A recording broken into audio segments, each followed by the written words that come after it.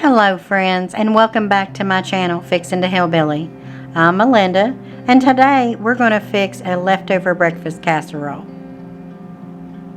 Now, if you watched my previous video, this is something that I did cook for dinner the other night, which was kielbasa, green beans, and fried potatoes, and homemade drop biscuits. So what I'm doing now is I'm just going to take those biscuits out and go ahead and start cutting up my kielbasa.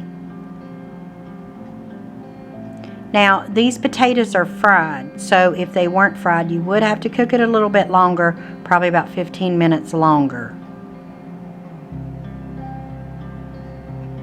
Now, I didn't have a lot of kielbasa left over, so what I did is I just pulled some deli ham out of the fridge and cut that up and added it to the casserole.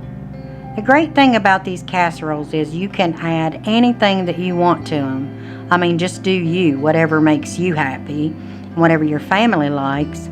You can do bacon and sausage. You can even do hamburger. Add some taco seasoning and some cumin, and make it a little bit of a Mexican dish.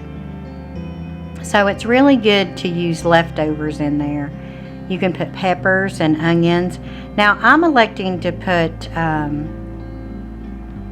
some onions in mine this evening because I actually had a leftover onion from hot dogs the other night, so I just decided to go ahead and use that up so it didn't go to waste. Now, in this particular dish, I'm going to put 7 eggs.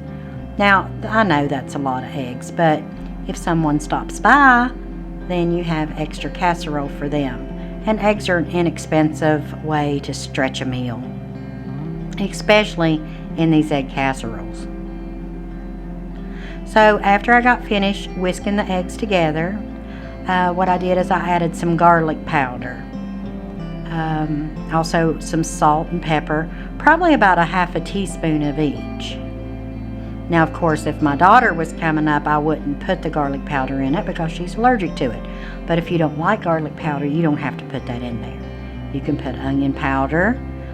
You can put about any seasoning that you like to use. Now, after you get all your spices in and whatever you decide to use in your casserole, then you're just going to whisk all that together in the eggs.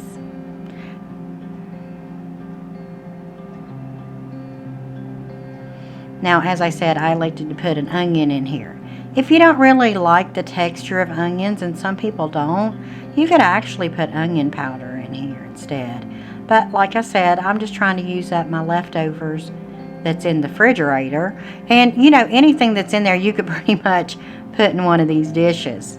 Just put it all in there and put your eggs over top of it and then bake it. That's it.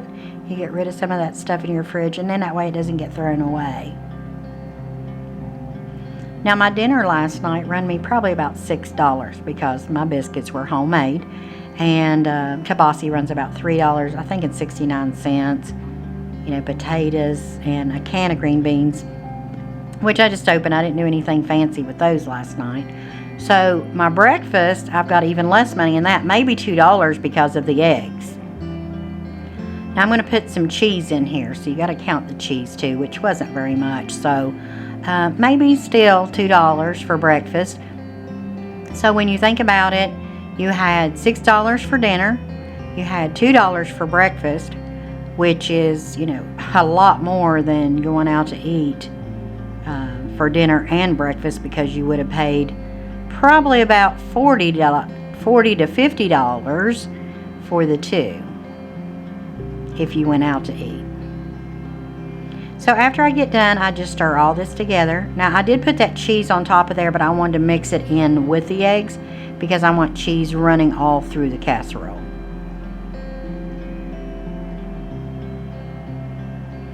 So once all that's done, you're going to put it in the oven at 350 degrees for 35 minutes. If you have one of these fancy pans, don't put foil over it. It will not get done in 35 minutes.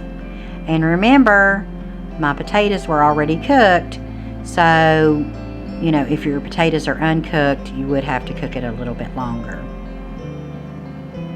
because those need time to soften up.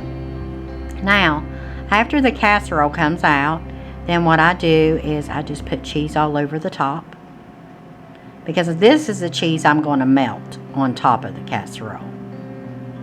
And when you put this in the oven, just put it in there for about 5 minutes until it melts. It doesn't have to be in there very long because the casserole's already hot. So by the time you put it in there, it's almost time to take it out. So I'm just going to pop that right back in the oven. And there it is. There's breakfast. In hardly no time at all. Just whipping it all together. Now, I'm going to go ahead and cut a big piece of that for Pops, because he eats quite a bit of that. Now, I want you to see how thick this is, just in this little pan. I think this is maybe a, I'm not really sure, maybe a 6 by, maybe a 5 by 8 pan. It's not very big. But when you put 7 eggs in there, that's quite a bit of eggs. And it's got all that meat in there. It's got lots of flavor. Now, there's still enough there, so if someone comes to visit, you can cut it up into 4 pieces, give them some breakfast. And I didn't have any extra biscuits. I only had 2 biscuits. But make them some toast.